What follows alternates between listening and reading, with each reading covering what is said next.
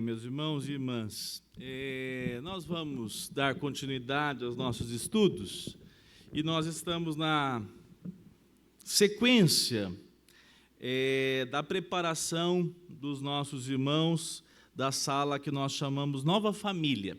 Mas é claro que nós estamos também entrando em assuntos que são tão importantes para a igreja toda, não só para aqueles que serão recebidos como membros, mas a todos os irmãos e irmãs que precisam cada vez mais, todos nós, mergulharmos na palavra do Senhor, nas doutrinas da palavra de Deus, que nós chamamos de doutrina, aquilo que de fato a palavra de Deus apresenta.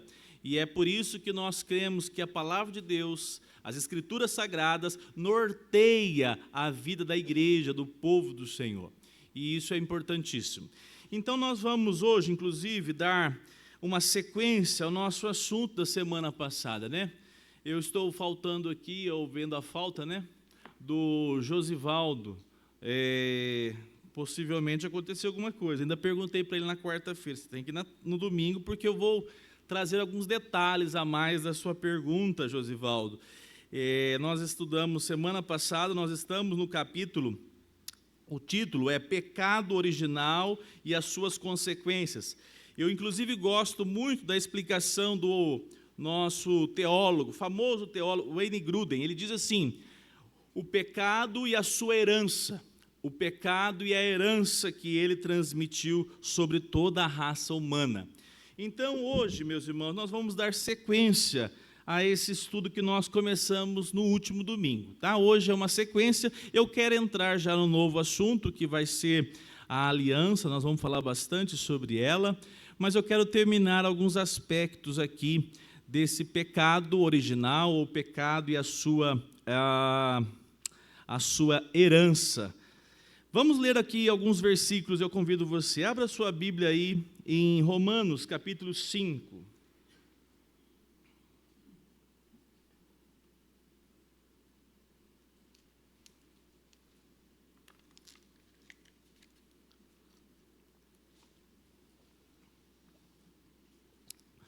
Romanos capítulo 5, verso 12.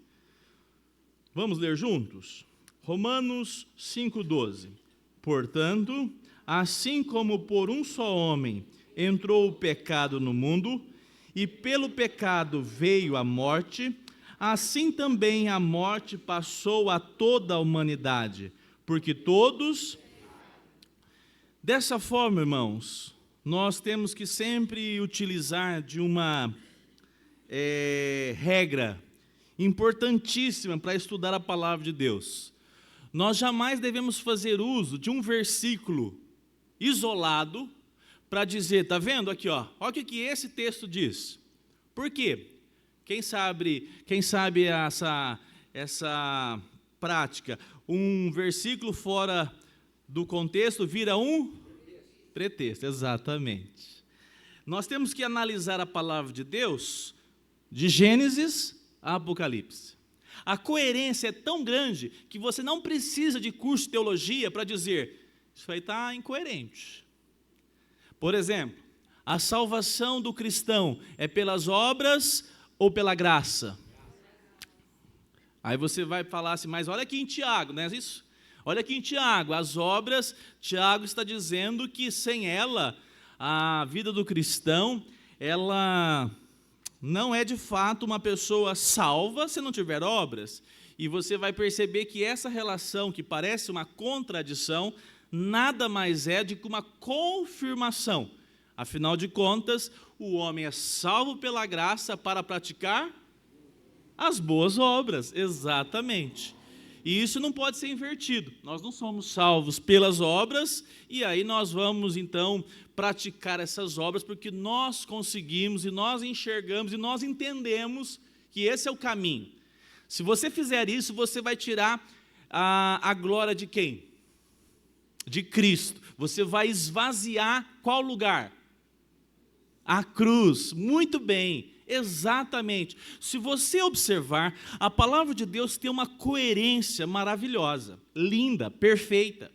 E tantas vezes nós nos deparamos com alguma situação que precisa de mais luz. O que você tem que fazer? recorrer a outros textos. Porque aí sim você vai falar assim, opa, aqui eu entendi agora com o contexto. Acontece muito, você está lendo um versículo, de repente esse versículo, se você pegar ele isolado, você vai ter que fazer uso do seu contexto. Você vai ter que começar, de repente, o capítulo um pouquinho antes, uns 2 capítulos antes, ler depois mais 1 ou 2 depois, para você entender qual é o contexto desse versículo. Então, notem, aqui nós temos de maneira categórica, quem está vivo após a queda de Adão e Eva, em termos espirituais? Quem? Ninguém. É essa a herança que nós recebemos a partir da queda em Adão. Essa é a herança. Por quê? Porque Adão e Eva, eles são o que para nós? Os nossos o quê? Pais, e eu vou utilizar uma outra palavra, os nossos representantes. Representantes, inclusive, com o termo representantes legais, um termo jurídico. Por quê? Porque eles vão receber uma sentença. Eles foram os primeiros que receberam também a possibilidade das promessas. Qual é o texto que nós lemos domingo passado em Gênesis? Se vocês obedecerem, se vocês cumprirem, certamente vivereis. Na revista atualizada diz essa expressão no verbo. Mas se vocês desobedecerem, certamente morrerás ou morrereis. Essa é a primeira declaração de Deus dando ao ser humano uma ordem direta, uma lei direta. E qual é a relação? Deus criou o homem por meio de uma relação que não fez dele um fantoche, não fez dele um robozinho, como a gente gosta de expressar, mas deu ao primeiro casal o quê? A livre? Isso, muito bem, o livre-arbítrio. Por que eles tinham livre-arbítrio? Eu quero que vocês me expliquem. Porque eles podiam fazer o quê? Me fale, Sueli.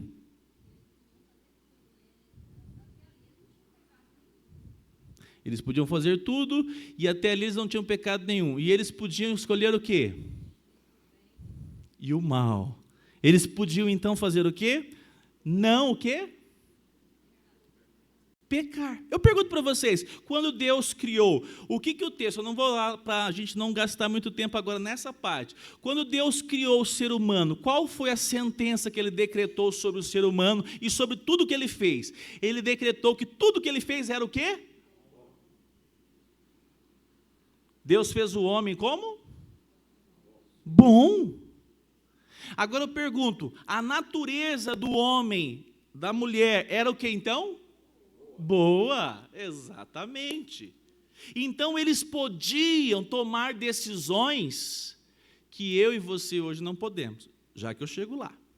O que eles podiam fazer? Decidir em fazer o bem, decidir inclusive em fazer o mal. Eles podiam tomar a decisão, porque a natureza deles era o quê? Boa. A partir da queda, a partir do momento que eles tomaram daquele fruto, a partir do momento que eles foram encontrados por Deus, se escondendo, não foi isso? Até que eles costuraram folhas de figueiras para se esconder, eles estavam com vergonha um do outro e de Deus. A partir da queda, a natureza do homem deixa de ser boa. A natureza do homem se torna agora má. O salmista Davi declarou que quando ele percebeu que ele era pecador. Salmo 51, verso 4. Em pecado me concebeu a minha mãe. O pecado foi por algo que ele fez, mas por sua o quê? Natureza. Percebe a lógica do processo? Percebe o passo a passo do que nós estamos tratando? Um homem e uma mulher agora, eles nascem aonde? Vocês têm dúvidas disso? Se nós temos aqui essa manifestação da graça, ou melhor, da sentença de pecado, nós teremos condição de entender o que nos é ofertado em Cristo. Se você não entender o que foi feito e o efeito que aconteceu por causa do erro de Adão, você nunca vai entender por que Jesus morreu na cruz por você. Você vai falar, foi uma obra que Deus veio e fez, né? Não tem muito sentido. Não, ela é toda conectada de Gênesis à cruz do Calvário e depois pós também. Mas notem, a relação está agora, o homem pode escolher com quem casa, Irene? Pode. O homem pode escolher com quem vai trabalhar, a profissão que vai trabalhar? Pode ou não pode? O time que torce?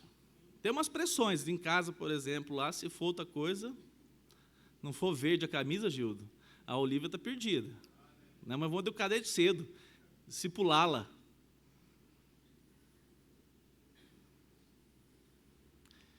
Alguém tem dúvidas que pecou de domingo do culto para cá? Alguém tem dúvida? Por quê? Porque nós somos, na verdade, sozinhos, nós somos o quê? Miseráveis pecadores? Se nós não podemos escolher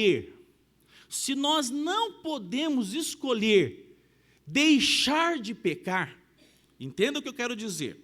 Nós fomos libertos pela obra da cruz do poder do pecado. Nós podemos resistir pelo poder do Espírito Santo o pecado. Mas o pecado está onde ainda? Em nós. E isso não é o que você faz, é o que nós somos. É a nossa natureza.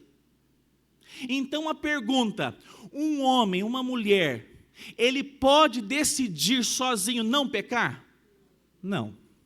Então é por isso que nós falamos que o homem agora não possui mais o livre-arbítrio. Livre-arbítrio no sentido de que ele escolher fazer o bem sozinho, ele não pode. Porque a natureza do pecado está sobre ele. Abra lá em Efésios esse texto, você tem que decorar ele, decor e salteado, Efésios capítulo 2, abra aí rapidamente para você visualizar.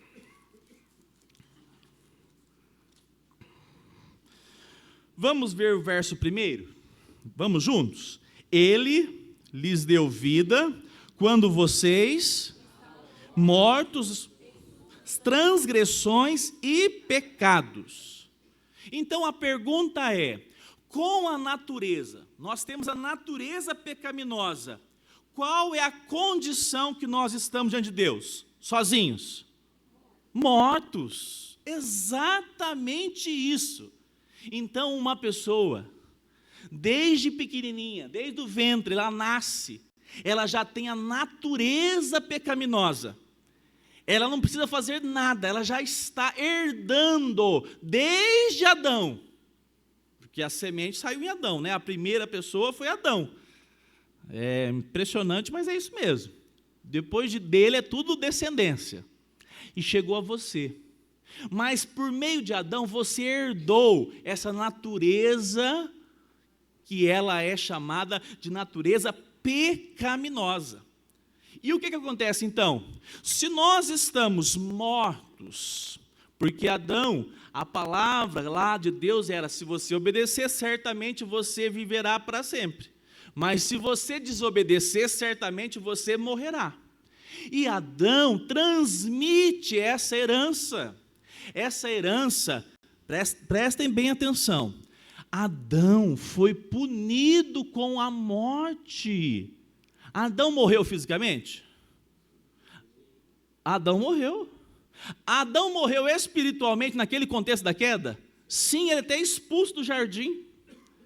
Nós vamos falar depois da aliança da graça. Nós cremos, e pela palavra de Deus, que Adão e Eva foram alcançados, mas não pelos seus méritos. Até então era pelos méritos deles, mas eles foram, na verdade, alcançados pela graça. Deles mesmos não tinha mais nada para poder alcançar salvação. Pelo contrário, foram afastados de Deus. A grande questão, então, agora observe. Se nós estamos mortos nos nossos delitos, nós podemos escolher fazer o bem? Sozinhos, nós não podemos escolher fazer o bem. É isso que chama novo nascimento. Quando alguém realmente se entrega a Cristo, é uma nova, o quê? Criatura.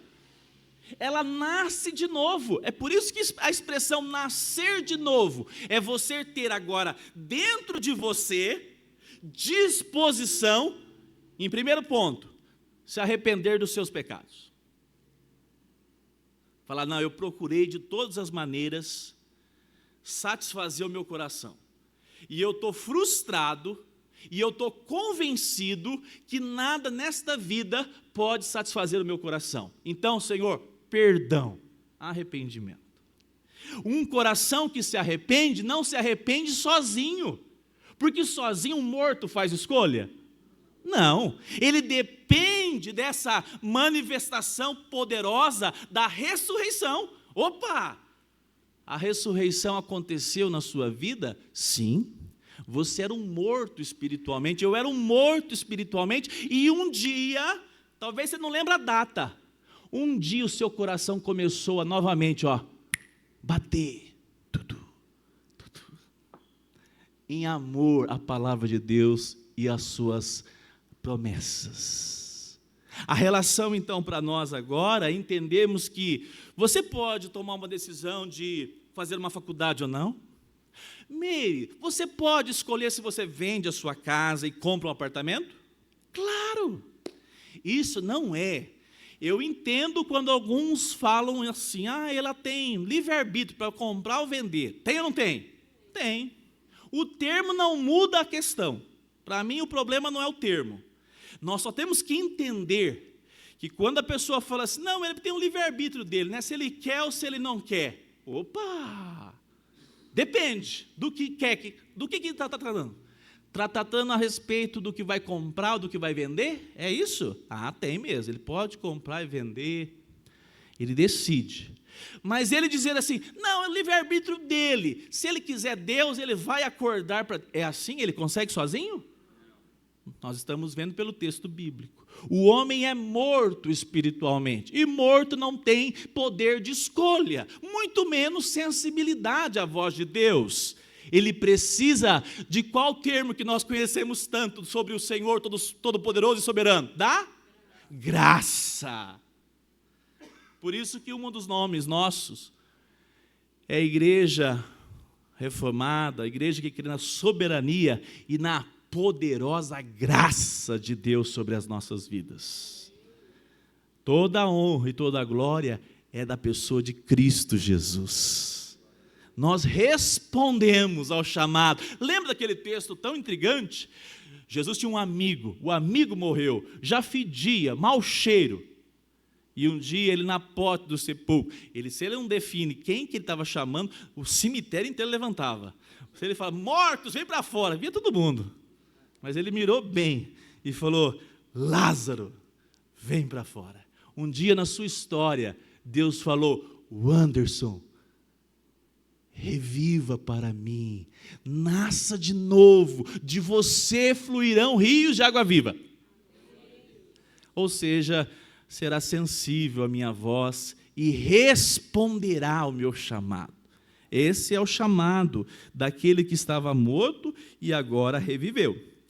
Então, tem que fazer que nem a Quirina. Estou vendo a Quirina, cheguei, ela estava cheia de caneta. É isso mesmo, Quirina. Vocês depois fiquem falando aí, o pastor não explicou isso, né, Rogério? Ele fala assim, mas eu nunca ouvi falar isso aqui, o Rogério está inventando essas coisas. Nada disso.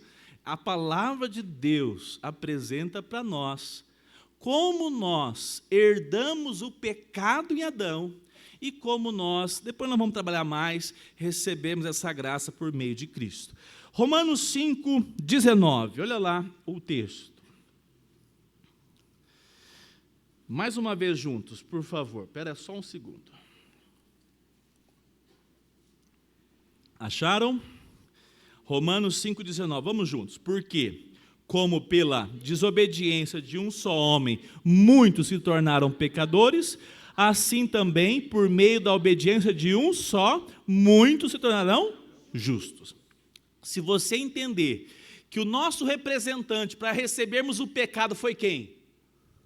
O nosso representante para recebermos o pecado da nossa natureza, nos tornamos com a natureza pecaminosa. Quem foi o representante? Quem é o representante da nossa salvação, que viveu, presta bem atenção, Adão viveu em qual ambiente? Antes da queda? Um jardim. Jardim é o quê? Um local maravilhoso. Jardim é um lugar cheio de sombras, árvores, frutos, rios. E ele pecou aonde? Em que lugar? Dentro do jardim. A palavra de Deus diz que por meio de um nós recebemos a herança pecaminosa. E por meio de Cristo nós recebemos a justificação por meio de Cristo. Como é que Cristo viveu? No jardim ou no deserto? Ele viveu 33 anos sem pecar contra Deus. Ele viveu 33 anos com pessoas. Você já conviveu com gente ímpia? Você, como filho de Deus, você tem alegria em conviver com um ímpio, que você conversa com ele, daqui 2 palavras ele já fala cada coisa estranha. Você fala assim, que coisa terrível que é o homem abandonado no pecado. Você já não percebeu isso? Você fala, nossa, essa pessoa precisa de Deus, né? Mudar a mente dela. Ela só pensa bobagem, ela só fala bobagem, ela é ingrata, ela é murmuradora. Você conhece gente assim? Você fala, nossa, ela... Aí o povo fala, ela é pesada, né? Literalmente, ela é pesada. Tóxica, o nome na moda. Essa pessoa é um exemplo de pessoas que Jesus conviveu, não no jardim, no dia a dia, no tete a tete. Jesus não ficou num local isolado. Vou ficar aqui isolado porque eu vou ficar os meus 33 anos num lugar sem contato com as pessoas. Não, ele convivia com esse tipo de gente difícil. Ele convivia e ele foi paciente, perseverante, não pecou, 100% um homem, 100% perfeito. E um dia, para arrematar esse processo todo, quem levou ele para o deserto? O Espírito Santo, não foi o diabo, não. O diabo foi usado só por Deus ali, porque ele é o cachorro. Quando tem que fazer uma coisa ruim, Deus usa o seu cachorro. Cachorro, diabo, é esse mesmo. Ele não tem autonomia, tá? Muitos pensam que tem autonomia, ele faz sozinho as coisas, não faz. Deus... A responsabilidade é do homem, a ação é maligna, Deus não é o autor do mal, no sentido de produzi-lo, mas Deus utiliza. Satanás, no deserto, o Espírito Santo leva Jesus para o deserto, e no deserto, quantos dias ele passa lá? 40. E ele não se alimentou. E Satanás tentou ele de todas as maneiras, inclusive citando, eu sou o governante desse mundo aqui, você sabe disso. Lá em Adão eu ganhei legalidade. Lá em Adão, você lembra do Adão, né? Lá em Adão, você sabe que aqui nesse mundo aqui, quem está perpetuando aqui sou eu. Satanás tenta Jesus e Jesus repreende ele pela palavra em todos os momentos que ele tenta contra Jesus. Jesus passa os seus 33 anos sendo provado no deserto, derrota Satanás, a mulher, ela tropeçou, o homem tropeçou para receber um fruto que eles não conheciam. Eles tinham tantos. Jesus passou 40 dias sem comer nada, estava com fome, e venceu a proposta da serpente, do maligno. Para quê? Para que você entenda que a herança maldita que você recebeu por Adão, agora em Cristo cumpriu toda a justiça de Deus, e o homem perfeito, Jesus Cristo, é o Salvador da sua vida. Percebe que não é uma coisa, digamos assim, aleatória, como muitos pensam. Pelo contrário, é tudo concatenado, a palavra de Deus revelando todo o plano de salvação, que começa ali em Adão, mas se cumpre o resgate, a propiciação, a expiação em Cristo Jesus no Calvário. Louvado seja Deus por isso. Então agora acho que vocês estão já doutores já para explicar o pecado original. Né, Flaviane? Já dá para explicar como é que surgiu a natureza pecaminosa. Então, muito bem, nós vamos então andar. Domingo passado surgiu aqui uma conversa, nós chegamos a esse ponto, e nós falamos sobre a respeito de como era feito a expiação no Antigo Testamento. E eu fui citar aqui a respeito de como era o procedimento, e eu citei os 2 bodes, né? E para muitos é novidade, então eu tenho que novamente recordar os irmãos. Abra sua Bíblia em Levítico, capítulo 6.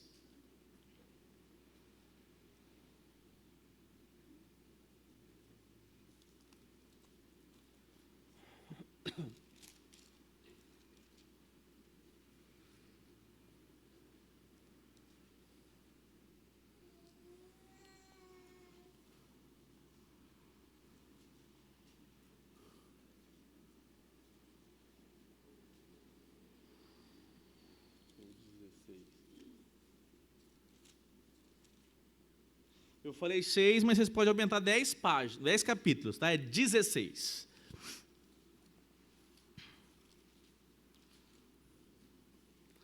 Como era feito a expiação dos pecados? Essa palavra, por isso que você tem que tomar cuidado com a versão que você compra da sua Bíblia. Muitas pessoas vão lá na livraria, tem a Maranata, lá nosso presbítero Paulo Bessa, lá o nosso irmão Paulo, inclusive, encontrou com ele, elogia o pastor Fábio, fala bem do Rogério Góes, diz que conviveu com a gente. Então, coisa boa encontrar crente, né? Que bênção. Mas tem hora que você para na internet e fala assim, agora, tem que comprar uma Bíblia. Aí você fala, vou comprar essa aqui mais barata, né? Não faz isso, né? Você está investindo na sua Bíblia. Compre uma versão que você já ouviu falar sobre ela, pelo menos. Eu te recomendo comprar uma versão como nós usamos aqui na igreja. Você não tem que ficar olhando só para a tela, você já tem ela, né? É uma facilidade para você. Você pode usar o celular, claro, mas é bom você ter a sua Bíblia. E há versões que elas são parafraseadas. Tem versões, por exemplo, a transformadora, nova versão transformadora, que ela não usa palavra por palavra do original. Ela pega a frase, ela pega o texto sem ser palavra por palavra. Então, quando você pega uma interpretação do original, do hebraico ou do grego, e que não é palavra por palavra, você pode perder profundidade naquele termo que foi usado no original. Então, exemplo, Jesus perdoou os nossos pecados na cruz. Vocês entendem essa frase? Sim. Mas Jesus expiou os nossos pecados na cruz. Vocês entendem essa frase? Sim. Mas essa segunda frase tem muito mais profundidade do que a primeira. Você vai perceber que a palavra expiar, aí é onde que entram os estudiosos da palavra de Deus. Você tem que ser um estudioso. Não é porque você não vai fazer teologia que você vai falar, não entendi muita coisa, mas larga para lá. Não. Você é uma pessoa apaixonada por Deus.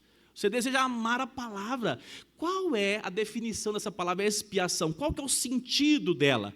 E é por isso que nós podemos aprofundar na palavra de Deus. Ela sempre é um tesouro inesgotável. Você está sempre cavando mais fundo. Eu vi um rapaz que encontrou uma pedra gigante de esmeralda. Coitado, foi roubado. Mas assim, a pedra era gigante. Eu falei assim, olha, isso aí é a palavra de Deus. Quanto mais profunda a pessoa vai cavando, mais ela vai encontrando tesouro. E para não acabar, ele encontrou uma, foi roubado e encontrou a segunda. E também foi roubado de novo. Mas, miserável, coitado. Não era para ser rico não, né? Tadinho. Mas é assim, né? O mundo é assim, né? Capítulo 16 de Levítico. Observem aqui a leitura. Olha só, verso 1. O Senhor falou a Moisés depois da morte dos filhos de Arão. Opa! 2 rapazes morreram e eles faziam qual serviço? O serviço de sacerdotes. Eles trabalhavam na igreja. Eles apresentavam todo o ritual que Deus havia pedido. Mas olha o que aconteceu com eles. Morreram. E eles estão apavorados.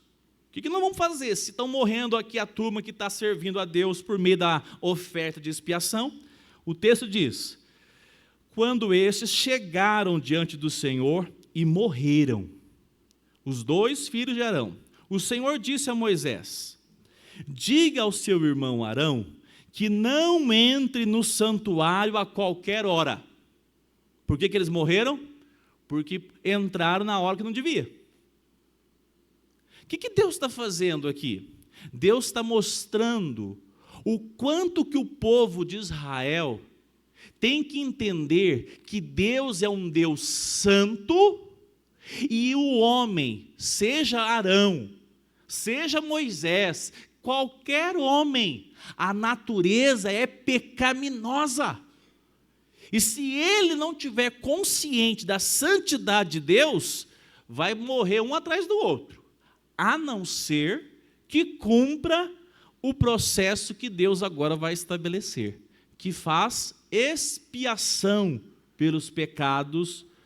Aqui, a expiação de pecados, ela acontecia semanal, mensal, ela era rotineira, mas tinha uma reunião, que é a expiação anual. O sumo sacerdote só entrava. Quem já viu a imagem do tabernáculo por dentro? Faz favor aí, Felipe, para de cochilar. Eu sei que o cara bom desse, sabe? Um cara profundo, faz filosofia e é crente, é um milagre. Cochilando, sabe? Sai mais cedo. Eu não estou entendendo, Marcos Vinícius. O que está faltando para ele? Uma conversa? Chamar ele aqui para frente e falar: se vira nos 30, produz mais. Felipe, encontra aí o tabernáculo santo, o homem de Deus. Depois nós vamos ver essa imagem. Tenta pegar ele por dentro, as partes, santo dos santos, aquela parte assim que, normalmente no Google você encontra essas imagens assim. Você vê que é melhor que você encontrar e você vai ter um tempo, tá? Fica tranquilo. Notem aqui, Deus está dizendo para Arão, por meio de Moisés: não está bom não. Para vocês entenderem quem eu sou, vocês precisam fazer a expiação dos pecados do jeito que eu quero. E uma vez por ano, o pecado de toda a nação era expiado, era feito pelo sumo sacerdote, e todo mundo se comparecia diante da congregação. Imagina só, uma nação com milhões de pessoas, e estava lá o sumo sacerdote fazendo esse ritual uma vez por ano, que era a expiação por todos. Então, vamos continuar a leitura. Diz o verso 2. Diga ao seu irmão Arão que não entre no santuário a qualquer hora, para dentro do véu, diante do propiciatório que está sobre a arca. A arca, vocês lembram como é que era? Lembram? Qual é o formato da arca? Um baú. A arca, ela era um baú, mas sobre a arca, na parte da tampa da arca, o que tinha ali? A bacia do propiciatório. O propiciatório está em cima do baú da arca. Muitos lembram dos querubins. Eles estão um de um lado, outro do outro. Inclusive, eles estão olhando um para o outro, assim, ó. Mas em cima do baú da arca está o quê? Essa bacia chamada propiciatório. A palavra propiciatório, a palavra vem de propiciar, ser propício, fazer com que a intriga, o problema seja quebrado. Nós vamos entender alguns termos aqui. Notem, a partir do verso 3 diz assim: mas é assim que Arão Mas é assim que Arão deverá entrar no santuário, com um novilho para a oferta pelo pecado e um carneiro para o holocausto. Ele vestirá a túnica sagrada de linho, terá as calças de linho sobre a pele, porá o cinto de linho na cintura e se cobrirá com a mitra de linho. São estas as vestes sagradas. Banhará o seu corpo em água e então porá essas vestes. Da congregação dos filhos de Israel, pegará 2 bodes para a oferta pelo pecado e um carneiro para o holocausto. Arão trará o novilho da sua oferta pelo pecado. Presta bem atenção, olha só. Ele faz agora a ação de trazer para ele e depois vai ser para o povo. Arão trará o novilho da sua oferta pelo pecado e fará expiação por si e pela sua casa. Para se apresentar diante de Deus, já tem que oferecer o sacrifício para ele, porque sem isso ele não pode chegar. Agora, a partir desse momento, você vai ver que vai agora uma relação para o povo. O que Deus quer dizer com todo esse cerimonial aqui, irmãos? Deus leva a sério a sua santidade ou não leva? E o pecado é o que para Deus? Quem define aí? O que é o pecado para Deus? Abominação. Muito bem, Luísa. Abominação é um excremento. Abominação é aquilo que a palavra do mau cheiro, feto. Pensa numa nojeira. É imundícia. O pecado para Deus, ele é totalmente o contrário da sua natureza. Os grandes avivamentos foram produzidos pela ação do Espírito Santo na igreja com convencimento de pecados. Nós vamos fazer uma semana de jejum e oração. Sabe qual que é o desejo que eu tenho? A gente está pensando, Deus, como é que nós vamos comprar um prédio? Como é que nós vamos ter um lugar próprio? Que bom, isso é tudo bênção mesmo. Deus vai fazer, se assim Ele quiser, amém. Se quiser que a gente pague aluguel ao resto da vida, vamos pagar também mais. Isso aí é café pequeno. O que Deus quer para a sua casa, o que Deus quer para o pastor dessa igreja, para cada irmão que congrega e serve nesse lugar, é uma igreja consciente da sua natureza pecaminosa e com os joelhos prostrados, com o coração curvado, dizendo: Senhor, santifique minha vida, consagre minha vida, porque o Senhor não tem prazer no pecado, o Senhor não tem prazer em tudo aquilo que o meu coração tantas vezes produz.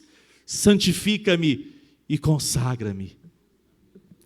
Os avivamentos foram marcados. Não é esse avivamento agendado, né? Avivamento é a noite do avivamento. Ai, que fake. Qualquer pecado. Pecadinho, pecadão. Uma coisa, Irene, que eu creio que é justamente o despertar do Espírito Santo nas nossas vidas.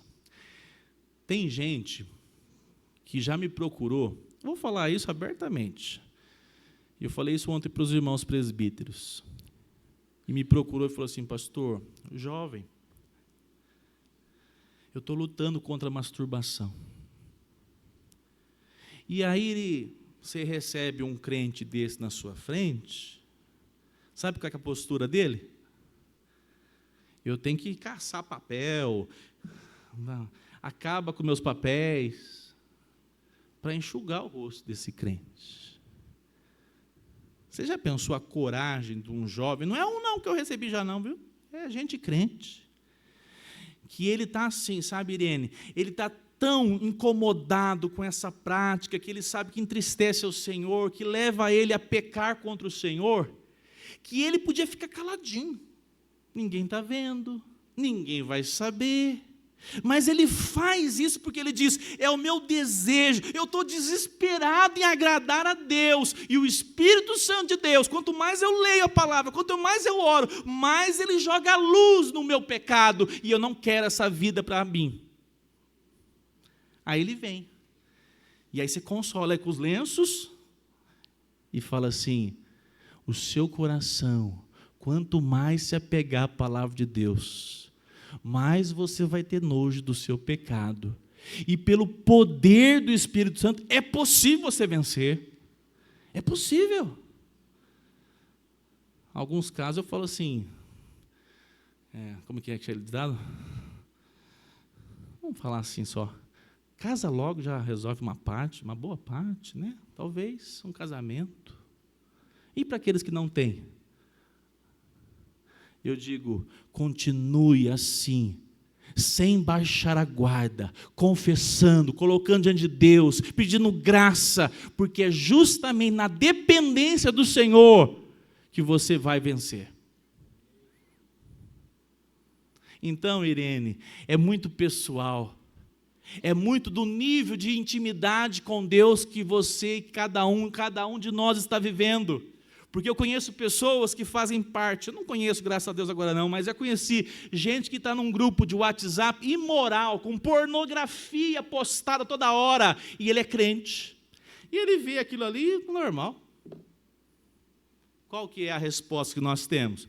O coração está frio, a ação de Deus na vida dele está cada vez minimizada, a palavra de Deus está abandonada na casa dele, ele não tem vida de oração, ele não vai perceber nenhum motivo para confessar pecados. Já que eu falei sobre isso, os homens aqui, Deus tem me incomodado, a pornografia hoje migrou. Ela não é mais aquela explícita. Hoje você vai para o Instagram, uma coisa que parece que não é pornografia, mas é obsceno, remete a outra, não é assim? Como é que chama esse negócio? É o algoritmo, com A, né? Ele vai mandando aquelas coisas ali. É só você ficar ali 5 minutos. Daqui uma semana você já está com o celular pendurado de lixo mental, pornográfico. Ah, mas não tem explícito. Mas tudo que induz aquilo, produz isso para a sua mente. Você tem que tomar uma decisão. Ah, mas essa decisão é porque é uma regra na igreja? Não. Louvado seja Deus, não é assim. A palavra de Deus diz assim, quem tem ouvidos, só se você é servo do Senhor, só se você ama Jesus, só se você nasceu de novo, você vai tomar decisões que agrade ao Senhor. Tá bom? Se você não está ouvindo, continua do jeito que você está. Aqui a pregação tem 2 objetivos. Ela é para salvação e também para condenação. Isso é claro. Não tem terceira opção. Não, é assim. Ou nós respondemos ou não respondemos. Deus é longânimo, mas Deus sempre trabalha assim. Para nós terminarmos aqui o capítulo 16, vamos lá. Verso 6. Arão trará o novilho da sua oferta pelo pecado, fará expiação por si e pela sua casa. Também pegará os 2 bodes, olha os bodes aqui, e os porá diante do Senhor, à porta da tenda do encontro. Lançará sorte sobre os 2 bodes, uma sorte para o Senhor e a outra para o bode emissário. Esse termo que eu queria lembrar semana passada, nós chegamos ao bode expiatório, mas não chegamos ao termo emissário. Os estudiosos vão discutir o nome no hebraico Azazel. Verso 9. Arão fará chegar o bode sobre o qual cairá a sorte para o Senhor e o oferecerá por oferta pelo pecado. Mas o bode sobre o qual cair a sorte para o bode emissário será apresentado vivo diante do Senhor, para fazer expiação por meio dele e enviá-lo ao deserto como bode emissário. Então, 2 bodes aqui, até aqui a gente já falou sobre isso, mas agora eu quero que você vá lá para o verso 20.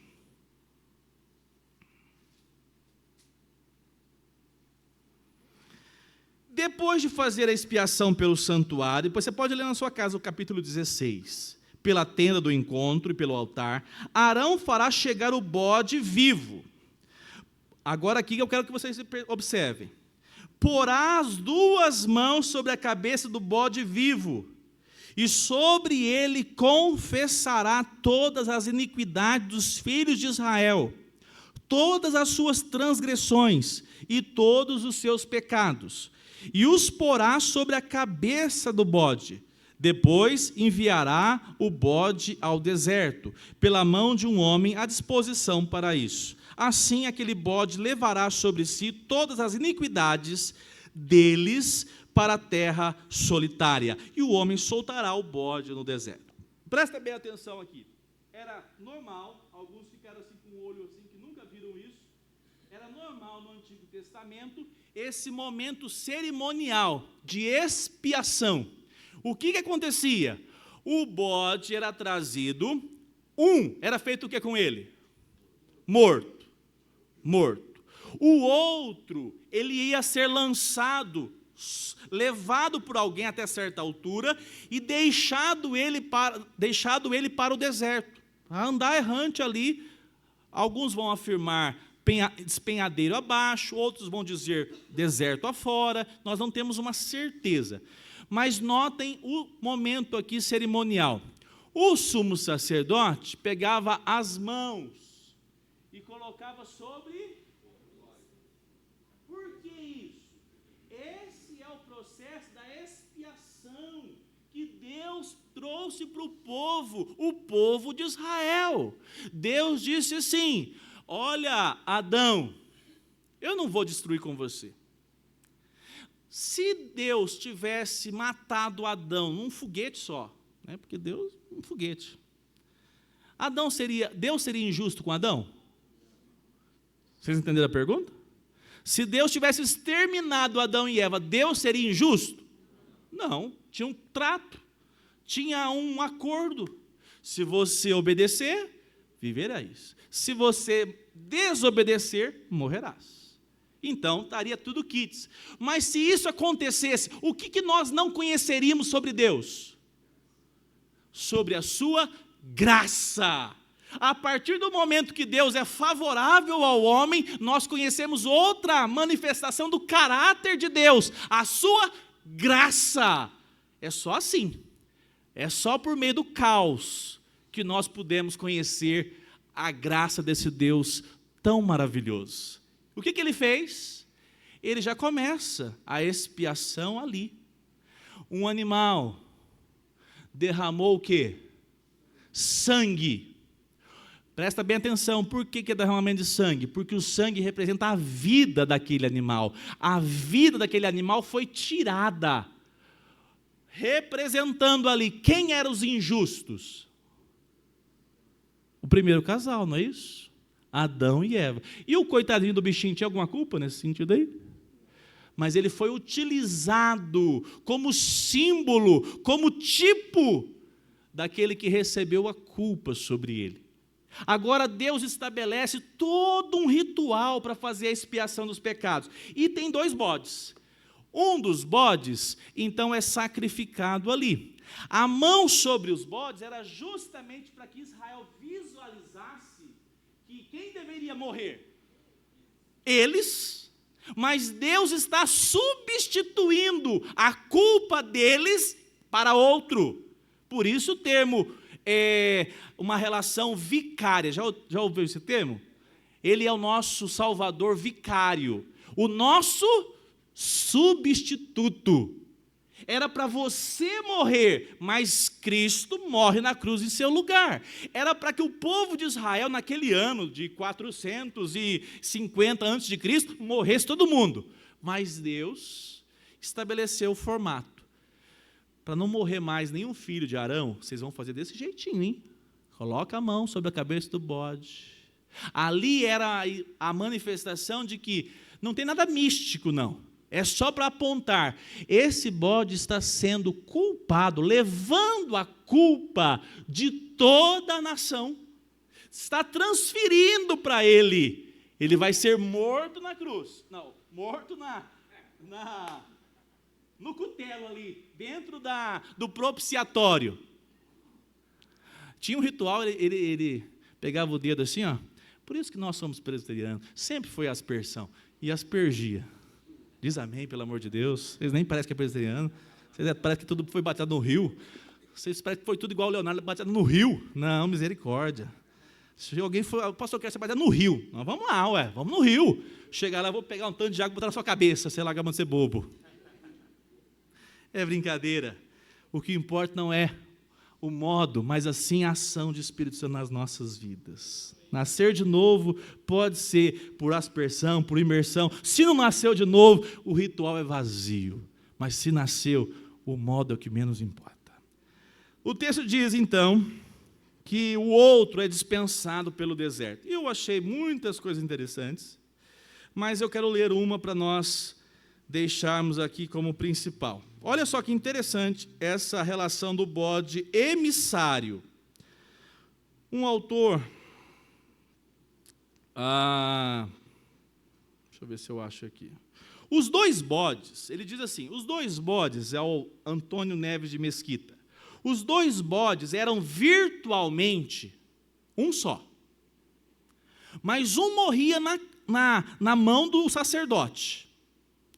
O outro, ele era levado para o deserto. Mas notem, ele diz assim, os dois bodes, virtualmente um só.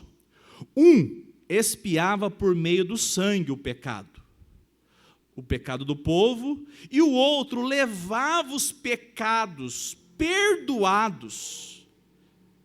O outro levava os pecados confessados e perdoados para o deserto. Assim, ele vai definir, assim o diabo não leva os pecados de ninguém. É porque, como sempre, os nossos vizinhos têm umas doutrinas heréticas. Eles pegam o Azazel aqui e falam que o Azazel é o próprio diabo. Eu não vou dizer quem são eles, mas eles ficam aqui próximos aqui, né? É exato, meu irmão. O irmão, há pouco tempo, já conhece isso. Aqui o bode não é o próprio diabo.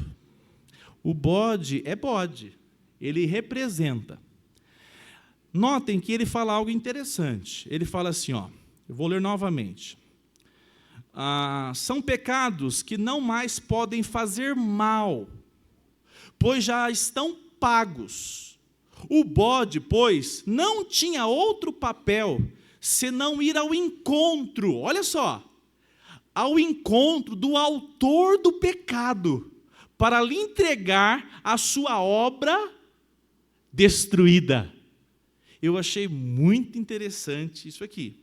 E ele vai dizer ainda mais. Deixa eu ver se eu consigo continuar aqui. Ele diz assim. A essa altura, o povo hebreu tinha plena consciência da necessidade do sacrifício expiatório, a fim de promover o apaziguamento da ojeriza que eles produziam diante de Deus, pelos pecados. Uma vez que o pecado do homem provocou a sua separação de Deus, algo precisava ser feito para que fosse promovida a reconciliação. O sacrifício de animais possuía um caráter vicário, substitutivo, sobre os quais eram imputados. Já ouviu essa palavra muitas vezes aqui na igreja? É imputado os pecados sobre quem ali no Antigo Testamento? Sobre o bode. Imputado. O pecado, a conta, quem vai pagar é o bode. E o que acontecia? Presta bem atenção. Eu fui na igreja só ouvi sobre bode. Presta bem atenção. É o bode. Olha só o final aqui. Ele diz assim, o sacrifício de animais possuía caráter vicário, sobre os quais eram imputados o pecado do povo. Assim, Deus era propiciado, porque Deus, como é que ele viu o homem? Deus estava rompido com o homem. O que fazia a separação entre nós e o homem? É o pecado. O versículo bíblico, o que faz separação entre nós e Deus é o pecado. Agora, Deus é propício a quem? Ao povo dele, por meio dessa obra de derramamento do sangue desses animais. Notem, ele diz assim no final, propiciado, e a ira do pecado, ou melhor, a ira pelo pecado era aplicada através do sangue expiatório do animal. Presta atenção o que acontecia.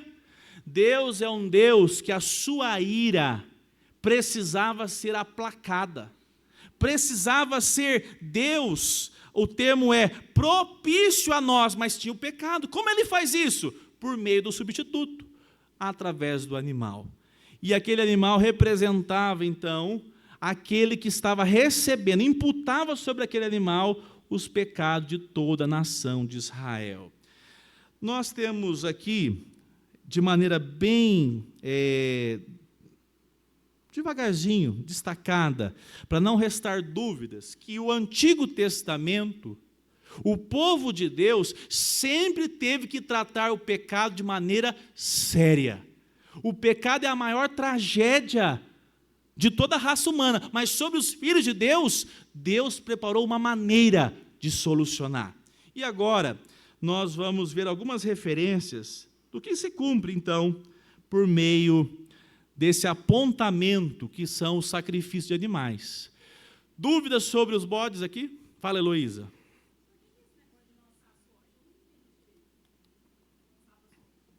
Quem tem os dadinhos aí? Qual era o nome das pedras que o povo de Israel usava? Quem lembra? Levanta a mão aí e fala para mim. Ah, então. Você já sabe, ela já perguntou, já sabe a resposta quase. Olha só, Heloísa. A última vez que aparece na palavra de Deus Urim e Tumim, vocês lembram onde é? Urim e Tumim. Não, na escolha do discípulo que vai substituir Judas Iscariotes. Eu não tenho lembrança, depois disso, para o uso do Urim e Tumim. Eram duas pedrinhas, possivelmente parecidas a um cubo de dado, né? E eles usavam isso, era uma prática que o Antigo Testamento, lembra do versículo? Tempos antigos, Deus nos falou por diversas formas. Estou parafraseando o versículo, lembra do versículo? E agora Ele nos tem falado por meio da sua palavra. Até o Urim e Tumim foi utilizado para Deus revelar sobre o povo de Israel a sua sorte. E o que o povo fez? 2024. Eu não sei o que Deus tem para a minha vida. Eu tenho uma Bíblia aqui. Pega aquela Bíblia lá, Márcio. Pega aquela Bíblia lá, sua. Não, a sua não, né, Márcio? Você não. Aqui não tem nenhum Sebastião, né? É a Bíblia do Sebastião. O Sebastião pega a Bíblia. Não, deixa eu abrir aqui para ver qual é a vontade de Deus para a minha vida hoje. Hoje parece que tem uma prática de Urim e Tumim muito praticada. Conhece a caixinha de promessa? A Bíblia é luxo, né? A Bíblia, o cara está muito crente dentro de casa uma Bíblia, Leonardo. Ele tem uma caixinha de promessa. O máximo que ele lê é a caixinha de promessa. Ele pega um versículo, e aí o versículo assim, arrepende-te, filho da perdição. Vamos pegar outro, isso aqui está muito bravo, né? Urim e Tumim, Heloísa, foi usado num período. Deus permitiu. E era utilizado. Se saía a guerra, muitas vezes eles colocavam os joelhos no chão e oravam a Deus. Mas, eu até não lembro de Urim e Tumim nesse sentido, mas era mais sentido de coisas pequenas, né? Depois vocês fazem uma pesquisa em casa e vê quantas vezes o Urim e Tumim foi utilizado na palavra de Deus e você vai perceber. Todas elas apontam lá para o Antigo Testamento e apontam, sobretudo, que não tinha... O que eles não tinham ainda? A palavra na sua semana. Eles não tinham a Bíblia na sua casa. Eles não tinham. Eles não podiam fazer estudo sistemático da palavra de Deus, entender mais a palavra de Deus. Então, Deus. Fala, Marquinhos.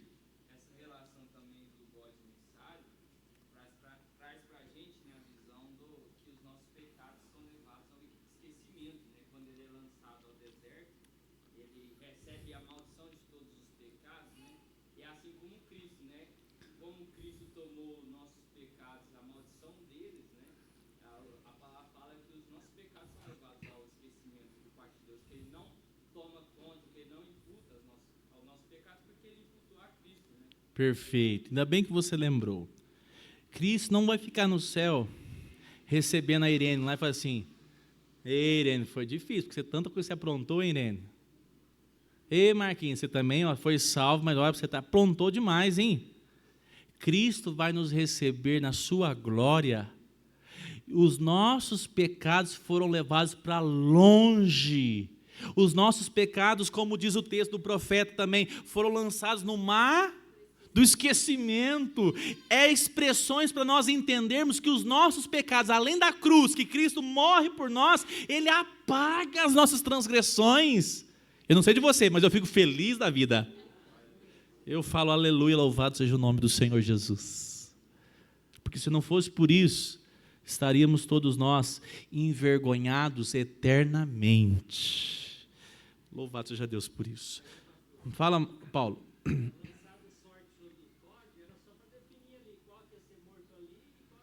Exato.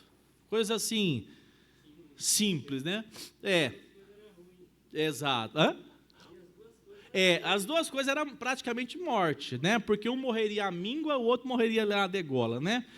Uma coisa que a gente esquece: cultuar a Deus hoje, no máximo te custa acordar mais cedo e falar: não, nossa, estou todo atrasado, estou com sono, lavar o rosto, e vou chegar lá, vou fechar os meus olhos, vou levar meu pensamento ao Senhor, vou orar. Ó, turma que vem de fora, vocês terminam a oração orando em nome de Jesus. Porque não sei se terminou a oração, terminou a oração? Vocês estão orando, e que Deus abençoe essa igreja, e que o Senhor seja conosco. Amém. Mas o que é isso? Ela orou dela para ela mesma? Eu entendo, vocês estão orando, já, como que é a palavra? Confiado que é em nome de Jesus, mas a igreja tem que ouvir, em nome de Jesus, amém. Não esquece disso. Nós oramos em nome daquele que resumiu toda essa parafernália para que o povo tivesse acesso a Deus. Agora você ora no seu lugar, você ora aí na sua cadeira e fala: Senhor, perdão pelas minhas faltas. E você é encontrado justificado, porque a obra já foi realizada na cruz. Você tem acesso à presença de Deus. Você está num local onde você pode ser visitado por Deus de maneira especial. Não há nenhuma barreira. Louvado seja Deus por isso. Vamos aqui para nós caminharmos então. Abra sua Bíblia aí em Hebreus 9, 22. Roberta, lê para mim, por favor. Hebreus 9, 22.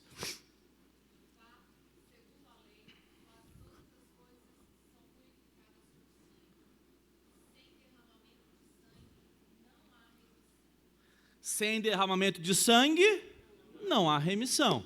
Então é por isso que nós temos no Antigo Testamento a prática do derramamento de sangue. Toda essa cena cruenta aí, cheia de sangue. Agora vamos ver o outro texto, Hebreus 10, 4. Quem pode ler, por favor?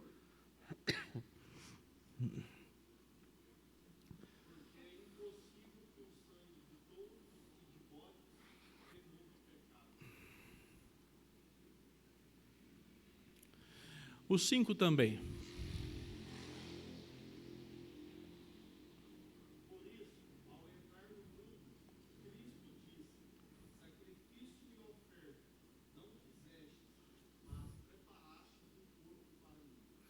Um detalhe importante aí no capítulo 10, verso 4.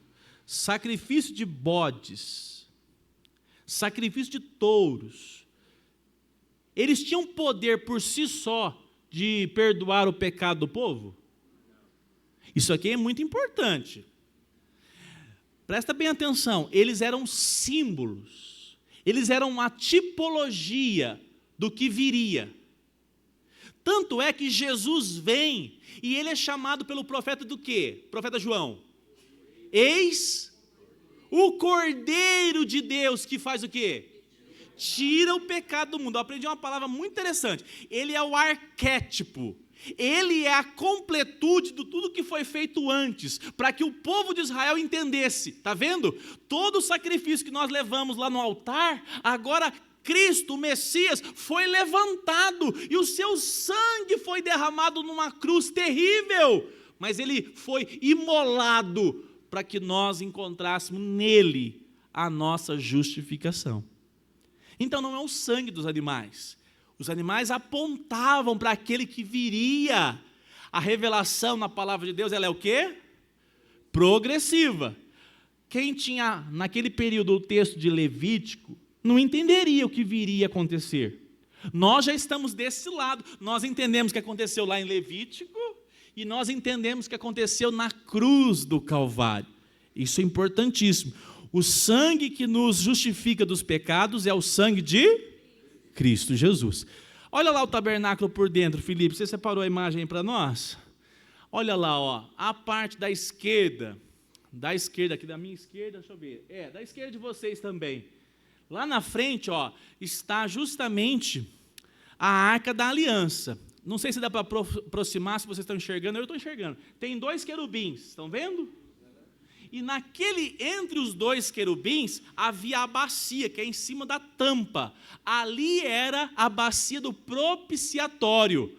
O sangue que era trazido lá de fora, era trazido pelo sacerdote e aspergido em cima. Ali, ó, com essa visão de meio de cá, né, de lado, não dá para ver por cima, mas tem que ter, se não tiver, está errado aí, mas tem que ter uma bacia que é a bacia do propiciatório. Tanto é, tudo ali tinha o quê? Uma intenção, um propósito. O que tem debaixo dentro do baú ali da arca? Maná, o cajado e que mais? As tábuas da lei. Quem quebrou as leis de Deus? Quem quebrou? O povo, a nação, o homem. Essa relação do sangue estar em cima, propiciando tudo o que aconteceu de quebra, dos erros, das faltas. E agora, nesse local, aquela imagem primeira, Felipe, olha lá. Deus está dizendo assim, ô Arão, é para entrar aqui no... Qual que é a parte do Santo dos Santos, então? A primeira do lado esquerdo. Quantas vezes era para entrar ali por ano? Uma vez. Se o sacerdote der uma de curioso ali, o que acontecia com ele? Morria. Aquela parte antes tem o candelabro, não sei se está nessa cena, tem o candelabro que é a menorá, você já viu a menorá? É um candelabro grandão assim, ó, utilizado principalmente pelos judeus até hoje, né, Marquinhos? A Aline lá conta os detalhes da menorá. E eles colocavam a menorá e colocavam do lado ali de fora. A mesa com os pães asmos, era tudo mantido pelos sacerdotes. E lá fora do arraial tinha o que lá fora? O altar. O altar que era lá derramado o sangue dos animais por meio de uma grande churrasqueira, né? Vamos falar a verdade. Porque eles pegavam uma parte também para o consumo. Você pode ler na sua casa o capítulo 16 de Levítico, com detalhes, você vai ver muitos detalhes interessantes e práticos, né? Mas vamos terminar aqui, 1 Pedro capítulo 1, verso 19. Nossa, está vendo? Fui explicar o Azazel, eu sabia que ia dar uma lição. Vai longe. 1 Pedro 1, 19. Quem encontrar, por favor, pode ler.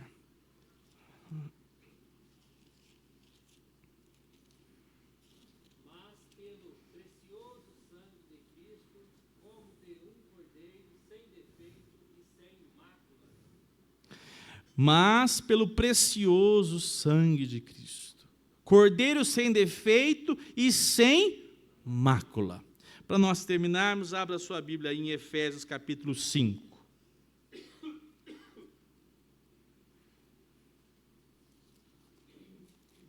Vamos ler juntos o verso 1 e o verso 2.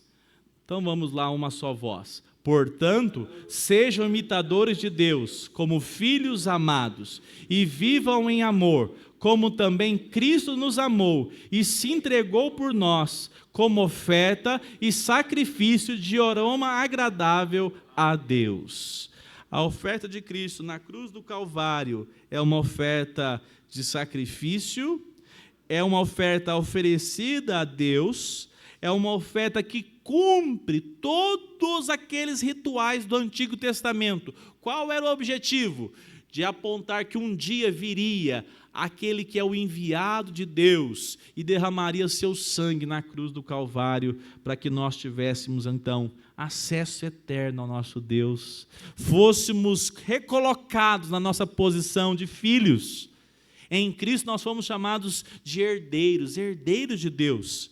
E eu termino, meus irmãos, a respeito desse grande agir de Deus em apresentar que o pecado foi uma ruína, mas por meio de Cristo, Ele fez a expiação, Ele leva na cruz como substituto aquele que recebeu a imputação dos seus pecados, a conta que você não dava conta de pagar, Ele assumiu, e na cruz do Calvário, Ele morre em seu lugar, Ele morre pela nossa casa, pela nossa família, nós cremos, e eu quero declarar sobre nós, igreja do Senhor Jesus, porque nós sabemos muito bem que sobre toda a igreja de Cristo, uma palavra importante, o sangue de Cristo, Ele foi derramado sobre a cruz, para quem?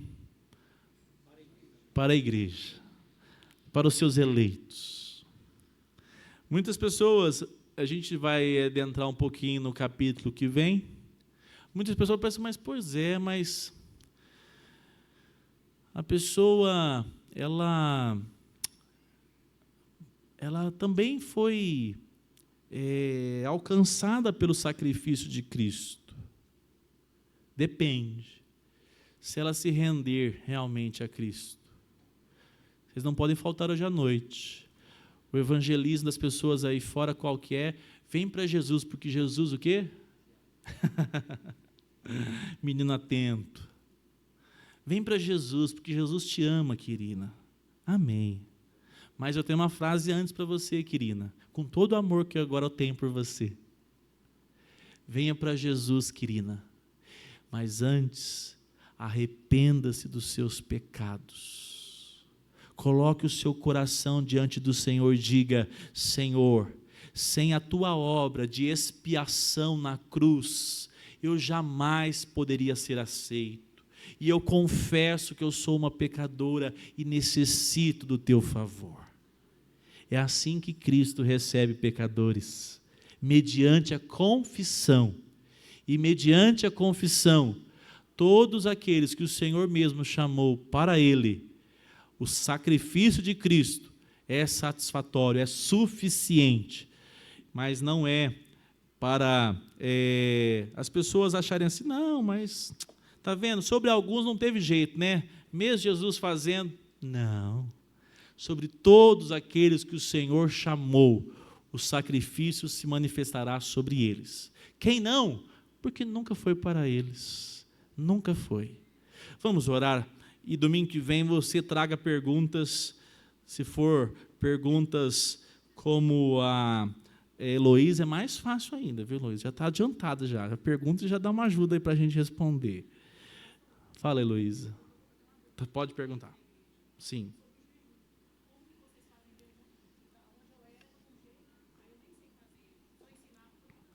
Então, a respeito do jejum, Heloísa, eu considero que tem lugares que querem estabelecer o que você vai fazer.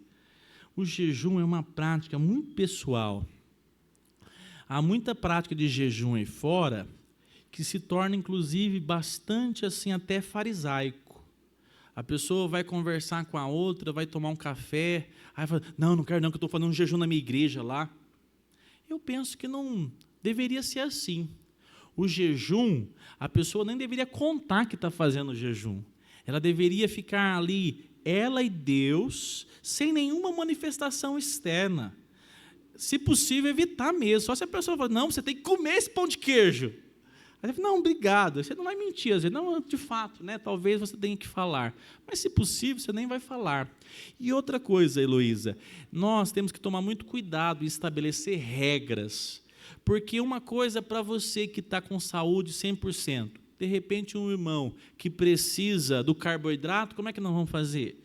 Então não tem uma regra estabelecida, tem uma regra que é, faça o jejum, se o seu coração diante de Deus fala assim, tem muitas pessoas, eu acho que hoje as pessoas fugiram um pouco do propósito do jejum, né? Às vezes a pessoa tem boa saúde, eu conheço um presbítero nessa igreja, ele e o pastor dele, aí nós estamos precisando emagrecer, direto a gente conversa, nós temos que melhorar. Aí eu falo, não, então vou aproveitar e vou jejuar, porque agora nós vamos ficar... Não é o sentido. Você quer emagrecer? Entra na academia. Você quer emagrecer? Faz outra hora, então. Você não vai fazer jejum para emagrecer. O jejum, a preocupação é você estar mais sintonizado na presença de Deus. Então, por exemplo, durante o seu dia todo, você faz 2 intervalos, e você vai falar, não, eu vou fazer 2 intervalos. Quem já orou no banheiro de empresa aqui? Tem bastante gente doida igual eu. Um dia eu dobrei o joelho lá no shopping. Estava trabalhando lá. Senhor, tem misericórdia de mim. Tem que vir umas necessidades grandes para a gente dobrar o joelho no shopping, no banheiro. Não está nem aí quem está do lado, né? Senhor, eu orei baixo, né? Porque vai que incomodasse alguém. Baixinho. Mas você vai colocar o seu intervalo na presença de Deus. Eu estou em casa, você vai fechar a porta da sua casa, do seu quarto, vou tirar um tempo a mais ali, vou fazer 2 vezes no dia, eu não faço quase uma, no máximo uma, vou fazer 2 vezes, vou separar a porta, vou fechar a porta, de repente eu vou tirar esse alimento, vou fazer isso, mas eu não quero estabelecer regra, porque não é nosso papel, vocês têm que ter esse discernimento e fazer, sobretudo, em consagração ao Senhor, viu, Luísa? Boa pergunta, porque ajuda muitos também, né, Meire? Ajudou, né, Meire? Que bênção. Fala, Luiz. Eu, particularmente, falo por ninguém, falo só por mim mesmo. Eu nunca dei ênfase, nem valor a essa questão do jejum, de se abster de alimentação, se humilhar nesse momento. Eu acho que o nosso jejum tem que ser diário, nós temos que jejuar o nosso coração, a nossa vida, todo dia. Isso que, para mim, é um verdadeiro jejum. Tem que arrancar as coisas duras, pecado, as coisas que me afastam de Deus, a minha vida é uma vida reta, íntegra. Tem que jejuar nisso aí. Uma coisa que aconteceu com o jejum no Brasil é que ele foi banalizado. A pessoa vai fazer uma entrevista de emprego terça-feira, não, segunda-feira eu vou passar o dia de jejum. Irmão, me ajuda. Me desculpe. Deus tem preocupação com a sua vida profissional? Tem. Mas deveria você, na segunda-feira, falar assim, deixa eu dar uma pesquisada sobre a empresa, eu vou orar, colocar diante de Deus, mas na minha leitura, o jejum deve promover crescimento espiritual. Jejum para bens materiais, jejum para coisas assim que são, de certa forma, dia a dia. Aí eu concordo com o Luiz. A nossa vida de oração deve ser pautada sobre o trabalho, sobre a empresa, sobre o emprego, sobre a família. Aí é o dia a dia. Mas tem algumas ações, Luiz, que a igreja não está acostumada. Então, por exemplo, orar para que os visitantes dessa igreja aqui, quando chegarem aqui, recebam o evangelho, querida. Sejam cada dia mais impactados, Meire, e falam assim, eu quero tomar uma decisão por Cristo. Isso aí é uma ação humana? Isso é poder de Deus no nosso meio. E nós devemos, então, separar dias. Eu não sei de vocês, mas para mim, jejum é uma luta. Nossa, eu tirar alguma coisa, me incomoda. E nós devemos falar assim, Senhor, eu estou fazendo isso porque eu desejo que o Senhor me consagre mais. Consagre minha vida. Consagre os cultos, Senhor. Abençoe a vida da Raquel que nos visita, Senhor.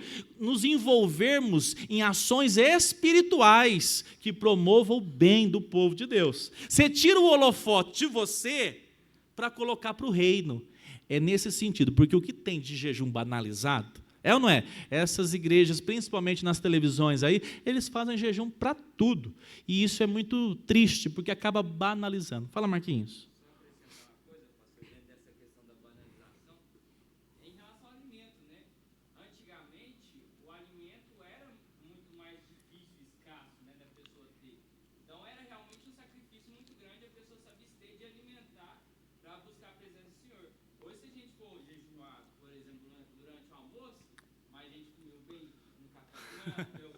É até tranquilo, né? Se tornou banal, né? Hoje o que eu vejo é que a pessoa